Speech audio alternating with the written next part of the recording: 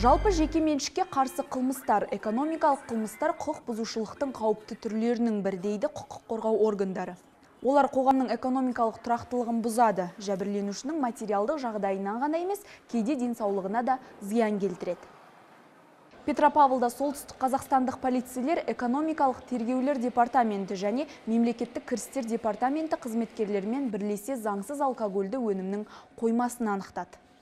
ИП у вас есть или нет? Нет. Кассовый аппарат даже нет? Нет. Откуда пиво привезли? Не знаю. Тексеріс кезінде қаланың бір жауапкершілігі шектеулі серіктестігінің қосалқы үй-жайынан 226 5 литрлік бөтелкеге құйылған күшті спирттік ішімдіктер және 1,5 литрлік бөтелкедегі 1,5 мың сыра алынды. Сондай-ақ 653 блок контрафактілі темекі тәркіленді. Жауапкершілігі шектеулі серіктестігінде өнімді сатуға ешқандай рұқсат құжаттары болмаған. Анықталған өнімдер тиісті сараптама жасау үшін тәркіленіп алынды.